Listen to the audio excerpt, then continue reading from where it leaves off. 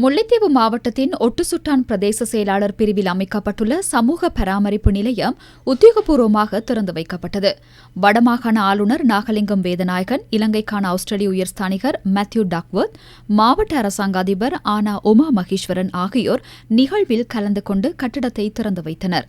சிறுவர்கள், பெண்கள், முதியோர், மாற்றுத்திறனாளிகள் மற்றும் விசேட தேவையுடையோர் என பல்வேறு தரப்பினரும் தமக்கான சேவைகளை பெற பல அரசு அலுவலகங்களுக்கும் செல்ல வேண்டியிருந்த நிலையில் சுமார் 60 வகையான சேவைகளை ஒரே இடத்தில் இலகுவாக பெற்றுக் கொள்ளக்கூடிய வகையில் புதிய சமூக பராமரிப்பு நிலையம் திறந்து வைக்கப்பட்டுள்ளது.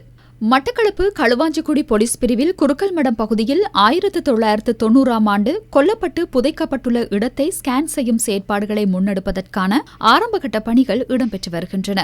இன்றைய தினம் பிற்பகல் குருக்கல்மடம் புதைக்குழி உள்ளதாக சந்தேகிக்கப்படும் இடத்தினை தூய்மைப்படுத்தும் பணி முன்னெடுக்கப்பட்டது. இது தொடர்பான வழக்கு இன்றைய தினமும் களுவாஞ்சிக்குடி நீதவான் நீதிமன்றத்தில் விசாரணைக்கு எடுத்துக் கொள்ளப்பட்ட நிலையில் ஸ்கேன் காண அனுமதி வழங்கப்பட்டது. கௌரவ மன்றானது இன்று குறித்த சந்தேகத்துக்கிடமான மனித புதைகுழி அமைய பெற்றுள்ளதாக நம்பப்படுகின்ற பிரதேசத்தினை மேக்னெட்டோ டெலூரிக் ஆடியோ ஃப்ரீக்வன்சி அந்த ஸ்கேனிங் பொறிமுறைக்கு உட்படுத்துவதற்கு அனுமதி வழங்கி கட்டளையாக்கி இருக்கின்றது. மட்டக்களப்பு மாவட்டம் மண்முனை தென்னெருவில் பெற்ற பிரதேசத்திற்கு தேசிய மக்கள் சக்தியின் மத்திய அரசாங்கம் இந்த வருட வரவு செலவு திட்டத்தின் நிதி ஒதுக்கீட்டில் 341 மில்லியன் ரூபாய் அபிவிருத்திக்காக நிதி ஒதுக்கீடு செய்யப்பட்டுள்ளதாக மட்டக்களப்பு மாவட்ட பாராளுமன்ற உறுப்பினர் கந்தசாமி பிரபு தெரிவித்தார்.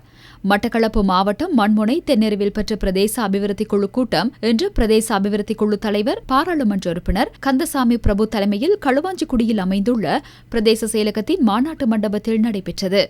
இதன்போது பாராளுமன்ற உறுப்பினர்களான ஞானமுத்து ஸ்ரீநேசன், இளையதம்பி ஸ்ரீநாத், பிரதேச செயலாளர் உருத்திரன் உதயஸ்ரீதர், பிரதேச சபை தவிசாளர் மேகசுந்தரம் வினோராஜ் மற்றும் திணைக்கள தலைவர்கள் உள்ளிட்ட பலர் கலந்து கொண்டனர். களுவாஞ்சிக்குடி தல வைத்தியசாலை அதன் அபிவிருத்தி தொடர்பான விடயங்களும் வைத்திய நிபுணர்களின் பிரச்சினை தொடர்பான விடயங்களும் நாங்கள் இந்த இடத்திலே கலந்தாலோசித்திருந்தோம். அதனை திருத்தம் செய்வதற்காகவும் அந்த நிபுணரை நியமிப்பதற்காகவும் நாங்கள் எங்களது அமைச்சரிடம் கோரிக்கையை முன்வைத்திருக்கின்றோம். தேசிய மக்கள் சக்தி அரசாங்கத்தின் ஊடாக மேற்கொள்ளப்படுகின்ற அபிவிருத்தி திட்டங்கள் எந்த பிரதேசமாக இருந்தாலும் அதற்கான நிதிகளை வழங்கி அந்த பிரதேசத்தை அபிவிருத்தி செய்வதிலே நாங்கள் முன்னின்று செயற்படுவோம் என்பதிலே கூறிக்கொள்ள விரும்புகின்றேன். மக்கள் நேயமிகு அரசாங்கம் என்பதை மீண்டும் மீண்டும் நாங்கள் நிரூபித்து காட்டியிருக்கிறோம்.